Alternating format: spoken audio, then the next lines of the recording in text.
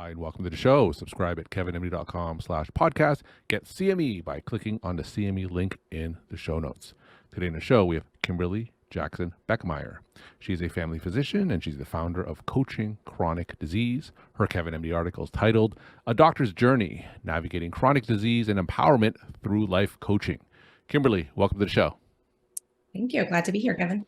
So we'll get into the article in a little bit. First off, briefly share your story and journey to where you are today.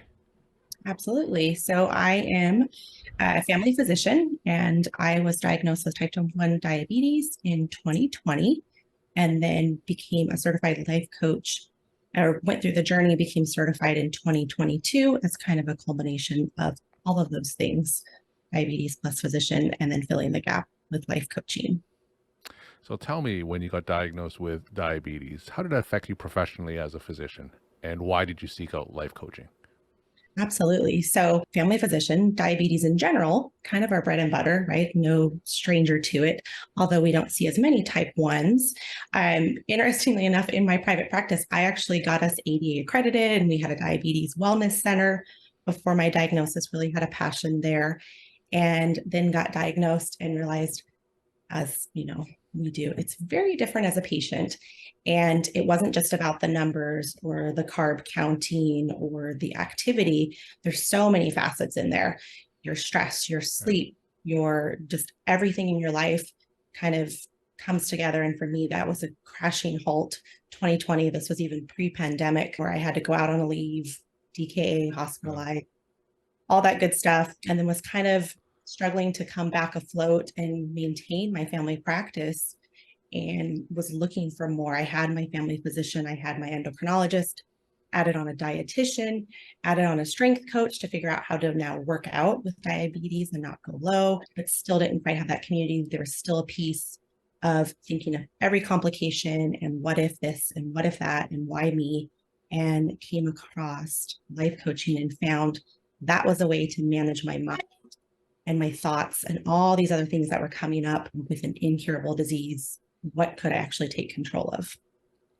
So you mentioned that you were struggling before life coaching in order to continue your family practice in the light of this newly diagnosed diabetes. Now, we're going to talk more about your journey, of course, in your Kevin MD article, but tell me, what kind of questions did you ask yourself that made you think, I need a little bit more help when it comes to continuing professionally as a family physician?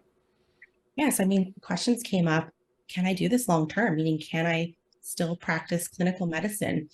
I have 2 young boys. How could I mother them? Could I be a wife, a mom, a doctor, and have diabetes? How would I have the bandwidth? How would I have the energy? How would all of that fit together? Got my sugars down pretty quick, started to realize carb counts. I mean, I had a lot of tools in my toolbox being a family physician, but just everything else about bringing it all together in life, there was a lot of, is this even possible? I remember thinking, that's the old me, that's gone. This is the new me. I'm limited. There's only so much I could do. And at the beginning of that first year, I really didn't see a way to participate and do a lot of the things the way I had done it before, to enjoy the activities, the extracurriculars I had done before. All right. You talk more about that in your Kevin MD article, A Doctor's Journey, Navigating Chronic Disease and Empowerment Through Life Coaching. Now, tell us, how did this article come together? Yeah, so I started thinking, what would have I wanted when I was first diagnosed? And I remember kind of the biggest feeling is feeling alone, feeling like, I said the why me, like I was the only one. Clearly, there's millions of type 1s nationwide, so I'm not the only one, but I didn't have that community. I had all of those what ifs. I could not see a future where I did everything that I had done in the past. Mm-hmm. And like I said, I was going to my appointments, I was getting my numbers, but I wasn't thriving. I wasn't doing well. I couldn't see a lot of the things coming together. And I was introduced to this space of life coaching where you have 50 minutes, usually at a time, where someone just holds space for you.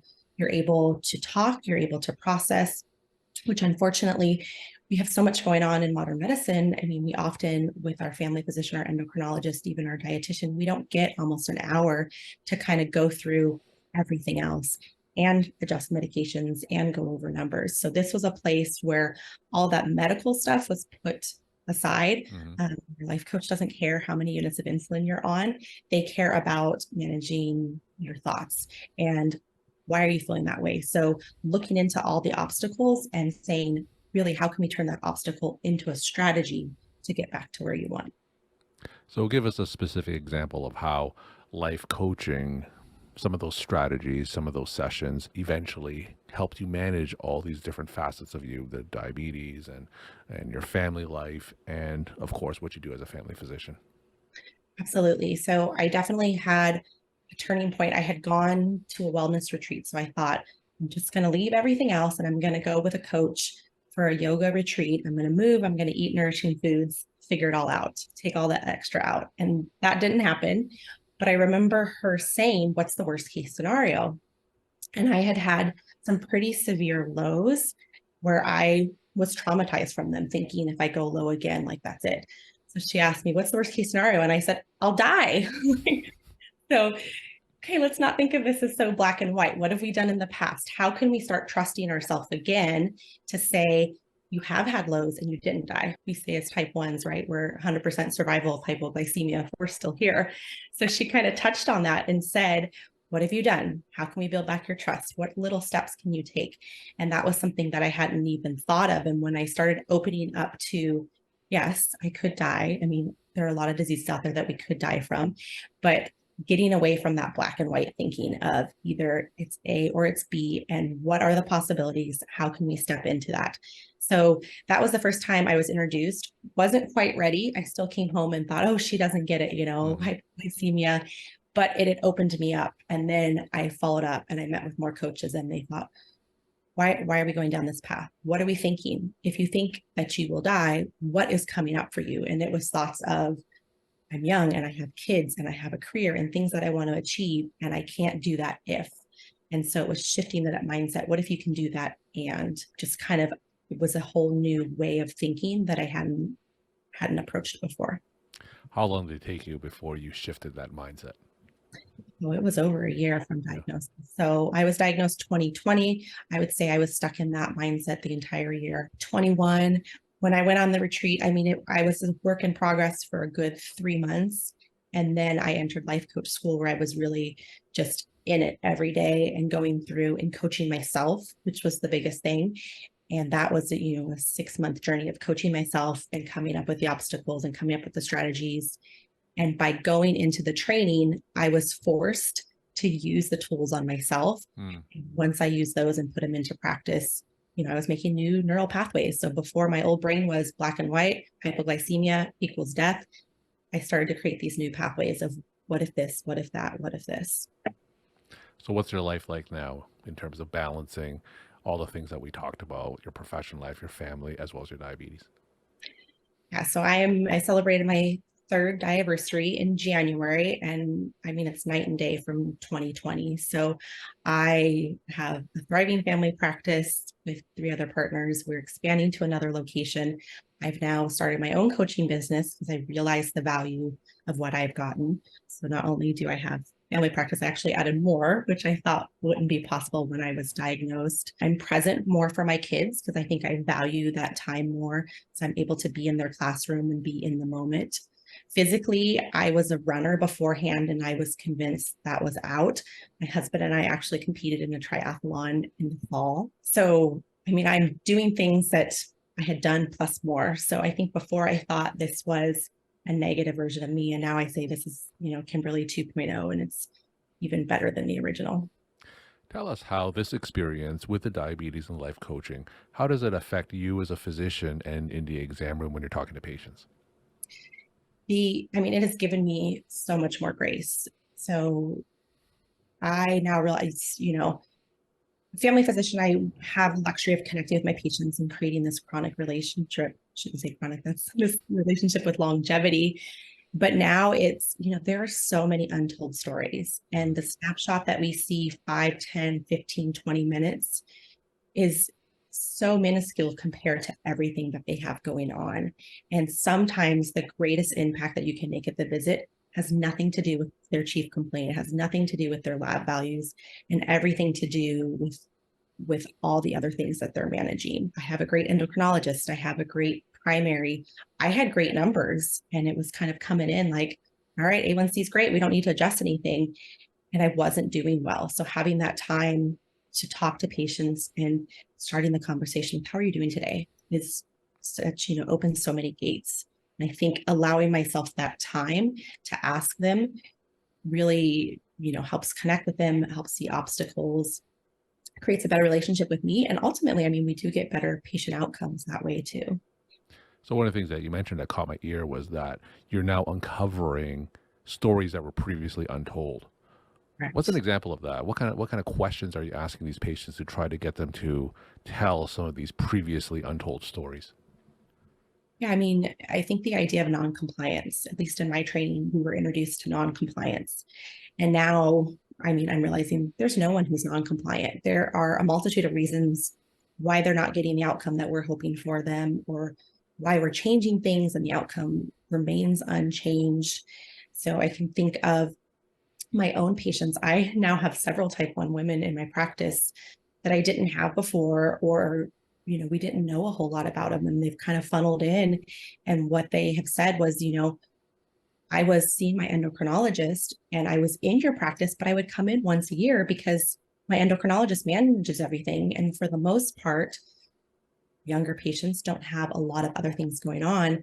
And now we're coming in and we're talking about sleep. We're talking about Mm. hormones. We're talking about how their period is affecting their sugar. We're talking about why they can't get the activity in that they're wanting. And so their, diabetes may look great or on paper with the endocrinologist, but all the other factors I'm now able to work with them on. Now, we've had several physician life coaches on the show, and whenever I ask them who benefits from life coaching, all of them say everyone benefits from life coaching. Now, I'm going to ask that question another way. What kind of questions should a physician ask themselves to see whether life coaching would benefit them? What kind of questions did you ask yourself? What kind of questions did other physicians ask themselves to see whether life coaching would be of benefit? I think the biggest thing is, are you at a place that are you happy with where you're at? Do you feel like Mm. you're living with intention, and not just for the sake happiness for happiness? Because life is a balance. We have happiness, we have sorrow. We wouldn't have one without the other. But do you feel that you're living each day with intention? Are you going to bed wishing there was more? Do you feel like you're whole and you're complete, or is there something missing? And for me, that was it. I was on the outside, I was managing everything, and I mean, you could still say I had a picture perfect life, even with this chronic disease, but I was going to bed feeling unfulfilled, feeling distraught, feeling like I wasn't complete and I wasn't living the life I was meant to. We're talking to Kimberly Jackson-Bekemeier. She is a family physician and she's the founder of Coaching Chronic Disease. Her Kevin MD article is titled A Doctor's Journey, Navigating Chronic Disease and Empowerment Through Life Coaching. Kimberly, you mentioned that you are a certified life coach and you talk to, I'm sure, a lot of physicians. What would we say are the most common issues that come up during your life coaching sessions with other clinicians? With other clinicians, it's usually time, right? Mm. So time is one of our most precious resources. I would say health is the most precious resource, especially after being diagnosed with a chronic disease. And time is number two. That's what we're all trying to get. We're trying to get more time. We're trying to get more quality in our time. And so the biggest thing is, I have this practice, I have these commitments. We hear charts, we hear patient visits. It's always focused around time. And that time is finite. So how we think about the time really can open up how we use our time, how we're more intentional. And then at the end of the day, if you feel like you've used your time well, you're going to bed content, you're getting ready for another day. So even if nothing changes in your day to day or your clinical, if you change the way you think about your time and how you use your time, I mean, the possibilities are limitless. And for those clinicians who may have unexpectedly been diagnosed with a chronic disease or condition, any advice that you could share with them? I mean, the time is the same there, right? So we're all faced with our own mortality. And I think type 1 is, it's a grave diagnosis. This is a life threatening chronic disease that's not curable. It's right up there with when you're diagnosed with cancer, right? The big C word. And so when we start thinking of those things, we think about, did we do what we want? Are we living day to day? I mean, we really reevaluate our choices, our priorities. And so I think that is a wonderful shift rather than me thinking about, all the things that I'm missing out on, grieving my former life. Now I'm thinking about how my eyes have been opened to what I do have in the time that I do have and how precious that time is. So in that same 24 hours, I'm now creating more joy. I'm doing things that fulfill me. I'm spending more time with the core people that I love. So I know, irregardless of where I go with my diagnosis, the time that I'm spending here on earth is, monumental. I'm getting so much, I'm giving so much. And that is something that we often don't see until we get something like a big diagnosis that really has us changing our whole mind shift.